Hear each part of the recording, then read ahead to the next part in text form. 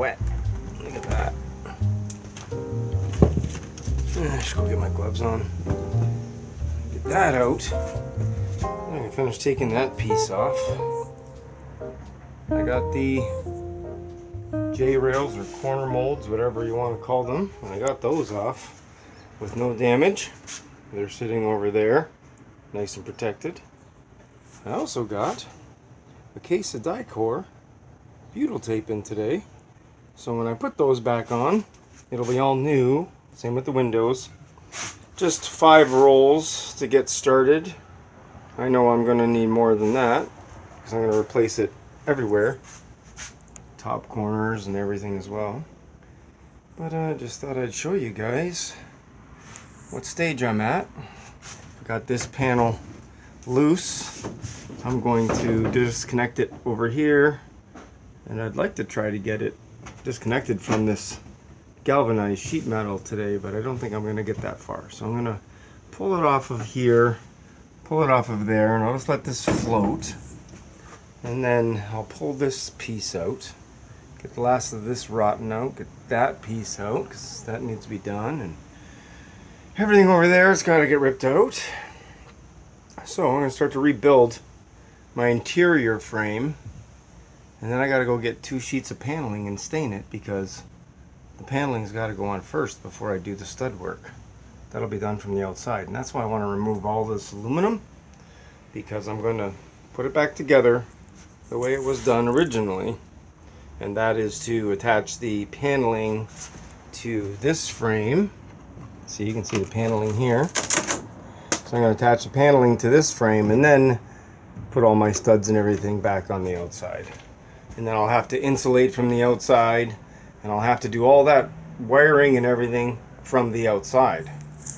But just thought I'd show you guys quickly. One last shot of the rot, and then we'll get to putting this thing back together. It's going along pretty good. Happy I got that in. That was quick. I think I'm going to order another case though. I don't think 5 rolls is going to be enough. Anyways, just making a mess. You know the process. Turns out it wasn't double 5/8. They did a 5/8 frame and put some insulation in there, and then 5/8 on top of that.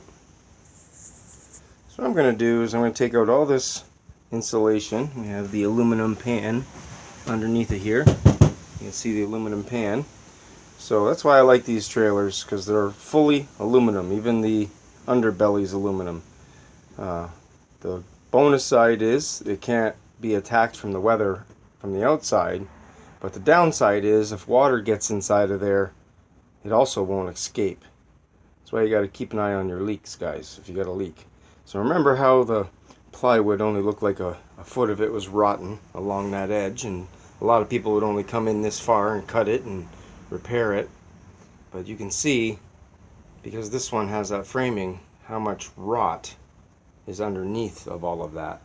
So I've ripped out the entire piece. You can see there's also a normally a 5/8 piece going along the front here and along here, but it's still attached to those pieces. Get that disgusting rot out of there. So now I'm going to rip out all of this framing around here and take this out. I'm just going to use high density foam, you know, that pink high density foam insulation. I'm going to fill these pockets with that. I think it would be better. That way it's not so flexible, because it's only a 5/8 ply that they used here, not a 3/4 inch. So, because you figure 5/8 and 5/8, that's going to bring you up 1 1/4 inches. That's what I was saying before. It was like, holy, there's over 1 inch of floor here. Well, this is 1 1/4 inches, because it's double 5/8. The strapping and then the floor itself.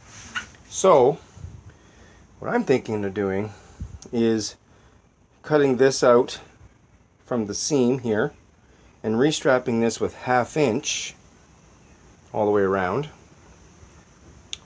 Right now it's 5/8, but I'll strap it with 1/2 inch. Then I can use the 1/2 inch high density foam, and then I'll put a piece of 3/4 on the top.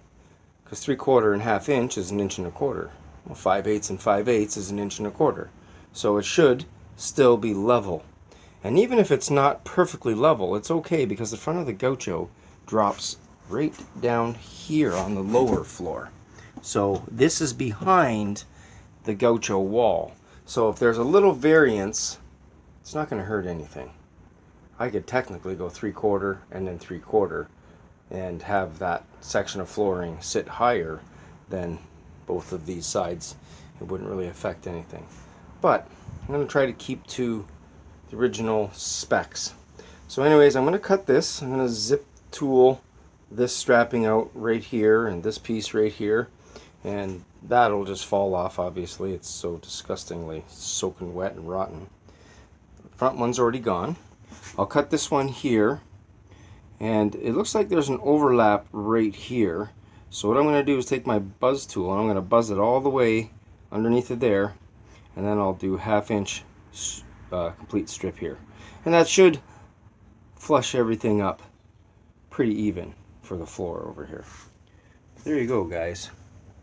That's how bad the flooring is.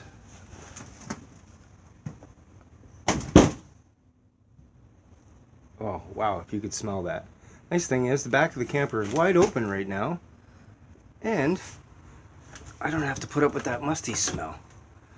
But anyways, there it is, guys. That's the worst part of the back. So once I go to the hardware store and pick up some plywood, I'm going to get some new plywood for down here. I'll start to put this back together. Got to work from the ground up. For tonight, I'm going to have to get a tarp on the camper because the skies don't look favorable for me today. And maybe I'll just temporarily throw that on. Not that animals can't get in here. They got a nice place to hang out tonight. Hopefully they don't eat my cushions over there. Anyways, that's day 3, guys. Hope you come back for day 4.